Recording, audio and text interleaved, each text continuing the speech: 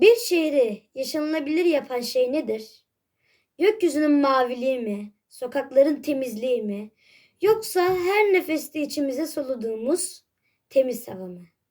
Bugün sizlerle dünyanın en temiz ve en kirli şehirlerine doğru bir yolculuğa çıkacağız. Bazı yerlerde insanlar pencereyi açıp temiz hava solurken bazı yerlerde dışarı çıkmak bile sağlık riski oluşturabiliyor. Eğer böyle içeriklerin daha fazla gelmesini istiyorsanız videoya like atıp abone olabilirsiniz. Gelecek video ile alakalı yorumlarınızı da belirtebilirsiniz. İlk önce temiz ülkelerle başlayalım. Danimarka'nın başkenti Kopenhag. Kopenhag'da yaşayan insanların büyük bir kısmı işe otomobille değil, bisikletle gidiyor.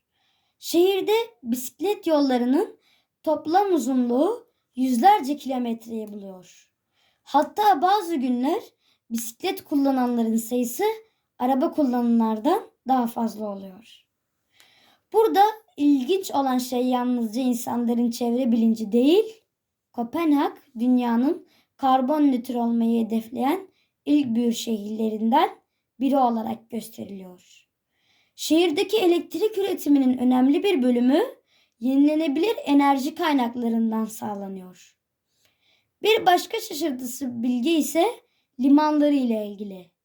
Yıllar önce sanayi atıkları nedeniyle kirli olan limanlar bugün o kadar temiz hale getirildi ki insanlar yaz aylarında şehir merkezindeki limanlarda yüzebiliyor. Şimdi rotamızı güçlü rüzgarlarıyla tanınan Yeni Zelanda'ya çeviriyoruz. Yeni Zelanda'nın Wellington şehri dünyanın en temiz havasına sahip şehirlerden biri olarak kabul ediliyor. Bunun en büyük sebeplerinden biri sürekli esen güçlü rüzgarlar. Bu rüzgarlar havadaki kirleticilerin birikmesini engelliyor.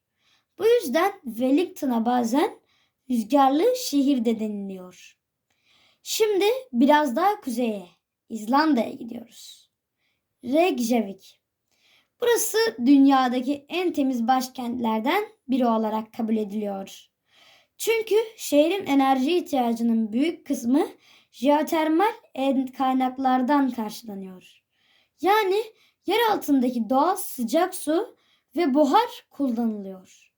Düşünsenize, milyonlarca insanın yaşadığı bir şehir ve enerji ihtiyacının büyük kısmı doğanın kendi gücüyle karşılanıyor. Şimdi madalyonun diğer yüzüne bakalım. Dünyanın en kirli ülkelerine.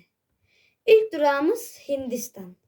Bazı dönemlerde Hindistan'ın başkenti Delhi, dünyanın en pis havasına sahip şehirlerden biri olarak ölçülüyor. Kış aylarında hava kirliliği öyle seviyelere ulaşabiliyor ki gökdelenler birkaç yüz metre öteden görünmez hale geliyor. Bilim insanları bazı günlerde Delhi'de dışarıda geçirilen bir günün onlarca sigara içmeye eşdeğer etki oluşturabileceğini söylüyor. Bu durumun nedenleri arasında yoğun trafik, fabrikalar ve tarımsal faaliyetler bulunuyor. Ancak Delhi tek örnek değil. Pakistan'ın Lahore şehri de zaman zaman dünyanın en kirli hava değerlerine sahip şehirleri arasında yer alıyor. Bazı günlerde insanlar dışarı çıkarken maske takmak zorunda kalıyor. Okullar kapatıldığı ve açık hava etkinliklerinin iptal edildiği dönemler bile yaşanabiliyor. Şimdi daha ilginç bir bilgiye gelelim.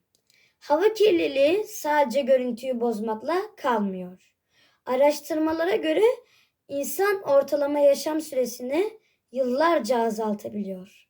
Yani farkında olmadan soluduğumuz temiz hava elimizdeki en değerli şeylerden biri. Burada ilginç bir detay daha var. Dünyanın en temiz şehirlerinin çoğunda ortak bir özellik bulunuyor. Bu şehirler sadece çöp toplamaya önem vermiyor, ulaşım sistemlerini, enerji üretimlerini ve şehir planlamalarını onlarca yıl sonrasını düşünerek tasarlıyor. Yani temizlik bir sonuç. Asıl başarı kirliliği ortaya çıkmadan önlemek. Belki de bu yüzden bazı şehirlerde gökyüzü her zaman mavi kalırken bazı şehirler gri bir sis tabakasının altında yaşamaya devam ediyor. Bu arada videonun burasına kadar geldiyseniz yorumlara yaşadığınız şehrin adını yazın. Bakalım sizce yaşadığımız şehir temiz mi yoksa daha temiz olabilir mi? Ayrıca bu tarz ilginç belgeseller için kanala abone olmayı da unutmayın. Ve şimdi videomuzu küçük ama önemli bir gerçekle bitirelim.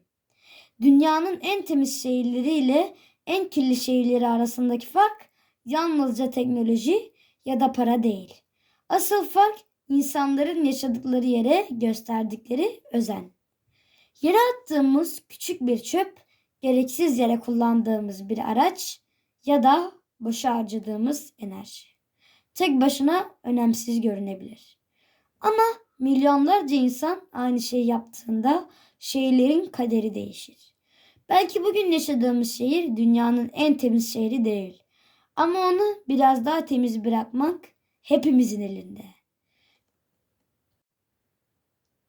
Nefes al, nefes ver. Daha temiz bir dünyada yaşamak dileğiyle. Ve belki de en ilginç gerçek şu.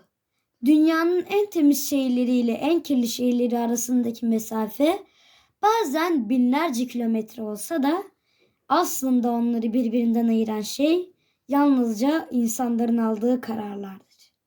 Çünkü şehirler kendi kaderlerini yazamaz. Sokaklar kendilerini temizleyemez.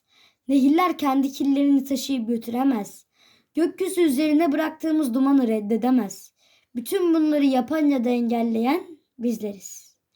Bugün dünyanın bir köşesinde bir çocuk penceresini açtığında tertemiz bir gökyüzü görüyor.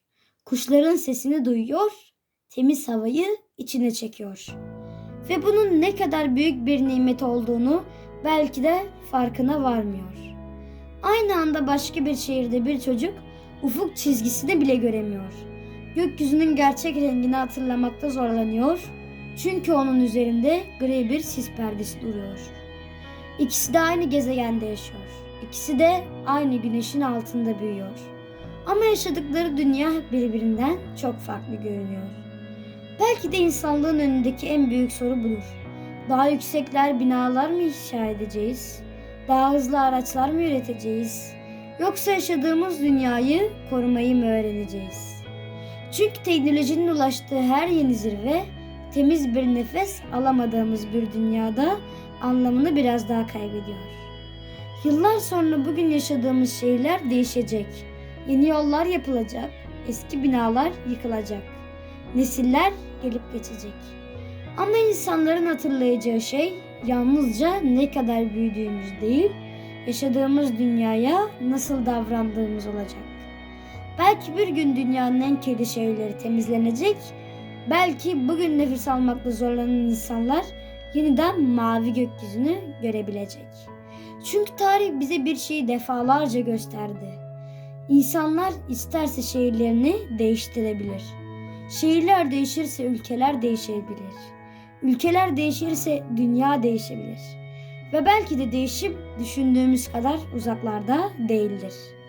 Belki de her şey yere atılmayan tek bir çöple, korunan tek bir ağaçla, tasarruf edilen tek bir enerjiyle ve yaşadığımız dünyaya duyulan küçük bir saygıyla başlar. Çünkü bu dünya bize atalarımızdan miras kalmadı. Biz onu bizden sonra gelecek nesillerden ödünç aldık. Nefes al, nefes ver. Daha temiz bir dünyada yaşamak dileğiyle.